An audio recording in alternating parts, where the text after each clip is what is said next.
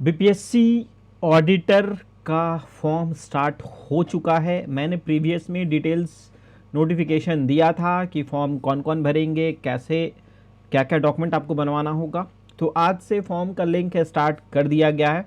तो इस फॉर्म को भरने के लिए आपको बीपीएससी के वेबसाइट पे आना होगा। तो एक बार मैं फिर से बता दे रहा हूँ, वैसे स्टूडेंट्स जिनका ग्रेजुएशन बीकॉम, इकोनॉमिक्स, मैथ या स्टैट से है तो आप इस फॉर्म को भरने के लिए एलिजिबल हैं। तो इस फॉर्म को भरने के लिए आपको बीपीएससी के वेबसाइट पे आना होगा। 80% स्टूडेंट्स अभी ऐसे हैं जिन्होंने प्रीवियस में बीपीएससी का फॉर्म भरा है, उनको लॉगिन करके फॉर्म को कंप्लीट करना है। या फिर वैसे स्टूडेंट्स जो नया, इसके पहले कभी बीपीएससी का फॉर्म आपने नहीं भरा है तो आपको नया ओटीआर करना होगा। तो यहाँ पे रजिस्टर का ऑप्शन है, इस पर क्लिक करेंगे तो आपको यहाँ पे ईमेल आईडी गेट ओटीपी करेंगे, ईमेल पे ओटीपी आएगा, वेरीफाई करना होगा।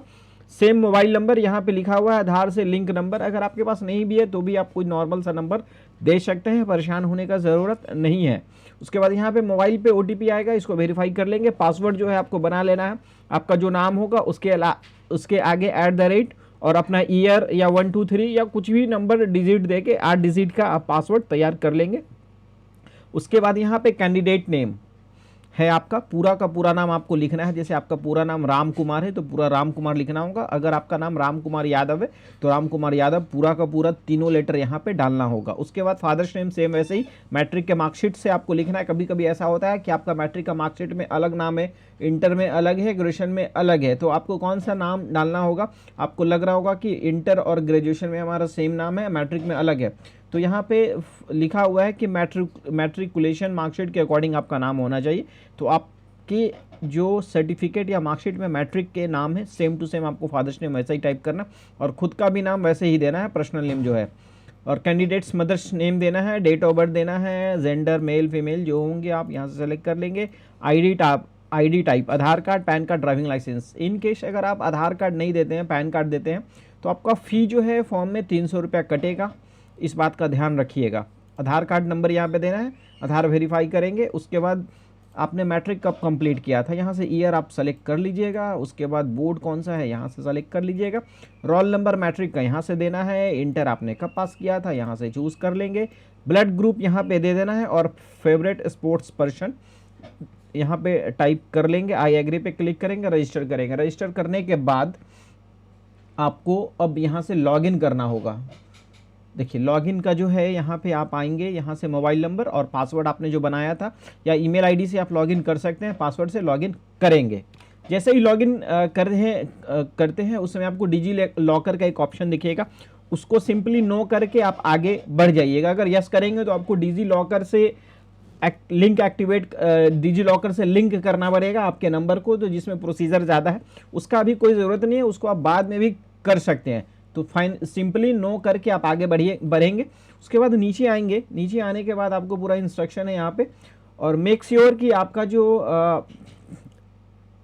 एड ब्लॉकर है वेबसाइट का, जो आपने क्रोम ब्राउज़र या फायरफॉक्स ब्राउज़र है उसमें जो एड ब्लॉकर आपने ऑन करके रखा है पहले उसको ऑफ करना होगा, तभी आपका एप्लीकेशन खुलेगा, नहीं तो ये खुलेगा नहीं। देखिए यहाँ पे लिंक दे दिया गया है 926 ऑडिटर, इस पर व्यू करेंगे। व्यू करने के बाद डिसेबल एड ब्लॉकर है, ये आपको करना ही होगा, या फिर इंस्ट्रक्शन जो है इसको पढ़ना होगा। आई डिसेबल इट, रीलोड पे क्लिक करेंगे अगर इनकेस आपका इनेबल है तो। जैसे ही डिसेबल करते हैं आपके पास यहाँ पे चेक एडवर्टाइजमेंट कैटेगरी आ जाता है। देखिए यहाँ फॉर्म का डेट दिया गया 5 फरवरी से 26 फरवरी तक, इस पर क्लिक करते हैं आप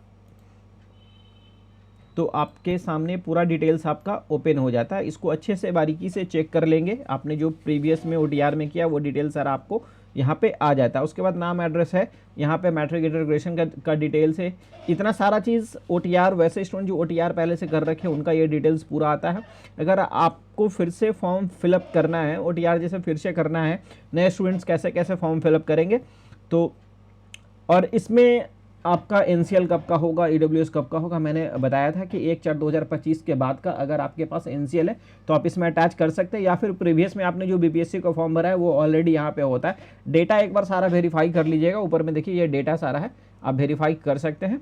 और उसके बाद यहाँ पे देखिए you can not apply for this post based on information. Actually क्या है कि मैं जो हूँ अभी ग्रेजुएशन हमारा किसी और सब्जेक्ट से, तो हमको सब्जेक्ट चेंज करके यहाँ पे लाना होगा, तभी एलिजिबल दिखाएगा। चलिए मैं अपना एक बार फिर से आपको दिखाता हूँ कि वैसे स्टूडेंट जो नया ODR करेंगे उनको क्या क्या डिटेल्स फिल करना होगा।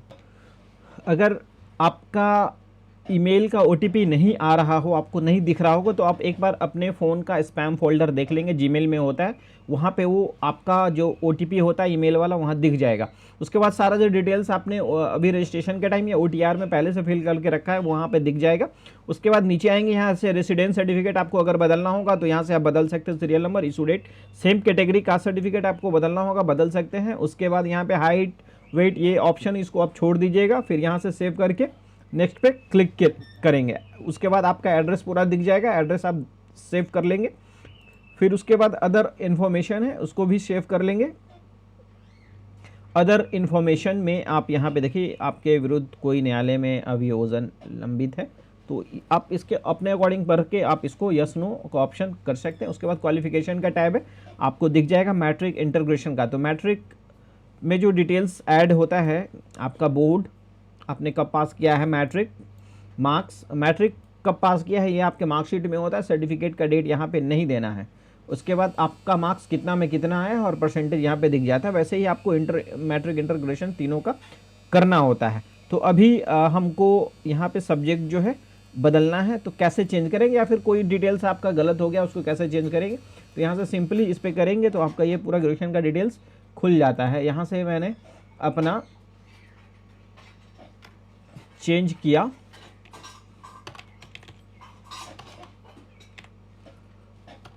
इकोनॉमिक्स मैंने किया और यहाँ से सारा डिटेल्स वो कर लिया, ये अपडेट हो जाएगा। यहाँ से सेव कर लिया और उसके बाद कंफर्म कर दिया, तो ये इकोनॉमिक्स हो गया। और उसके बाद यहाँ से सेव कर दिया मैंने।